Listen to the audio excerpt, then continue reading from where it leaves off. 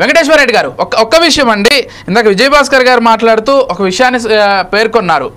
వాపును చూసి గత ప్రభుత్వం బలుపు అనుకుంది, కాకపోతే అది వాపు అని అర్థమయ్యేసరికి అధికారాన్ని కోల్పోయింది. కాకపోతే అదే ధోరణిని జగన్మోహన్ రెడ్డి గారు కొనసాగిస్తున్నారని చెప్పారు. మరొక విషయం ఏంటంటే ఈ రోజు కూడా వాళ్ళ పార్టీ నేతలతో చాలా మందితో బలవంతపు స్టేట్మెంట్స్ ఇప్పిస్తున్నారు. వాళ్ళకి ఇష్టం లేకపోయినా మంత్రులకు ఎమ్మెల్యేలకు ఖచ్చితంగా ఇది మాట్లాడి తీరాల్సిందే అని ప్రతిపక్షాలని తిట్టించడమో లేకపోతే విమర్శల స్థాయి ఎక్కువగా ఉండేటువంటి మాటల్ని మాట్లాడించడమో జగన్మోహన్ రెడ్డి గారు చేస్తున్నారనేటువంటి రెండు విమర్శల్ని ప్రధానంగా ఆయన ప్రస్తావించారు. ఏం చెప్తారు ఈ రెండింటికి కూడా? మీరు గమనించాల్సిన విషయం ఏంటంటే ప్రజా సమస్యల గురించి జగన్మోహన్ రెడ్డి గారు ఇచ్చిన హామీల గురించి, ప్రజా సమస్యల గురించి, రాష్ట్ర పరిస్థితి గురించి మాట్లాడుతుంటే జగన్మోహన్ రెడ్డి గారి మీద వ్యక్తిగతంగా, వైఎస్ఆర్సీపీ పార్టీ మీద వ్యక్తిగతంగా పార్టీ యొక్క అంశాల గురించి వాళ్ళు మాట్లాడుతున్నారంటే అక్కడే తేట తెల్లం అయిపోతుంది. చంద్రబాబు నాయుడు గారు సాక్షాత్తు ప్రెస్ మీట్ పెట్టి మేసం మలేసి తొడగొట్టి రొమ్మిరిసి నేను అబద్ధాలు చెప్పాను, నేను ఇవి అమలు చేయలేనని చెప్పేసి సాక్షాత్తు చంద్రబాబు నాయుడు గారే ఒప్పుకున్నారు, నేను ఈ అమలు చేయలేను అని. అట్లాంటి చంద్రబాబు నాయుడు గారు చెప్పిన దాన్ని మళ్ళీ వీళ్ళు అమలు చేస్తాము ఖచ్చితంగా అమలు చేస్తున్నామని చెప్పేసి టీడీపీ పార్టీ వాళ్ళు చెప్తున్నారంటే దాన్ని ఎవరి మాట మనం క్రైటీరియాగా తీసుకోవాలి? ఈ రాష్ట్ర ముఖ్యమంత్రి చంద్రబాబు నాయుడు గారి మాట క్రైటీరియాగా తీసుకోవాలా, లేకపోతే ప్యానల్లోకి వచ్చిన ఈ టీడీపీ పార్టీ సభ్యుల మాట క్రైటీరియాగా తీసుకోవాలా? ఎవరు అబద్ధం ఆడుతున్నారు, ఎవరు నిజం చెప్తున్నారు?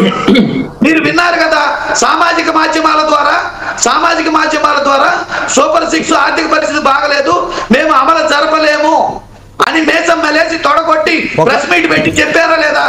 పాత ప్రభుత్వం పోయి కొత్త ప్రభుత్వం అధికారంలోకి వచ్చినప్పుడు పాత ప్రభుత్వంలో లోటుపాట్లని విశదీకరించడానికి ఆయన చేసిన ప్రయత్నం అది. ఆయన చేయలేనని చెప్పేసి తన అసమర్థతను వ్యక్తం చేయలా. పాత ప్రభుత్వంలో జరిగిన లోటుపాట్లన్నీ బహిరంగపరిచాడు.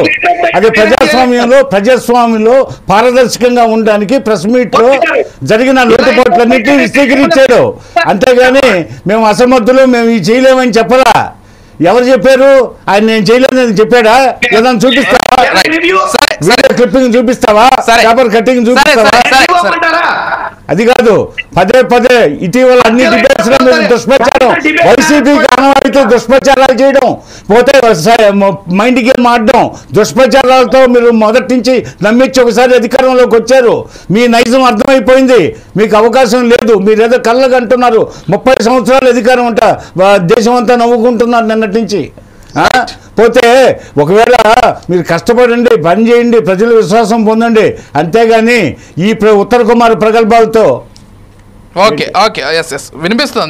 అతను పొద్దుస్తం ఇట్నే అంటుంటాడు, ఆయనకి ఎక్కువ ఛాన్స్ ఇస్తుంటారు. ప్రతిపక్షం అని కాదు, ఆయన ఏ డిబేట్ లో కూడా అధికార పార్టీ మాది ప్రొటెక్ట్ చేసుకోవాలి, ఆయన అందరూ మేము ప్రొటెక్ట్ చేసుకోవాలి. ఎక్కువ సమయం ఇంతవరకు పెద్ద డిబేట్స్ లో అర్థమైంది. ఒక్కసారి వీరయ్య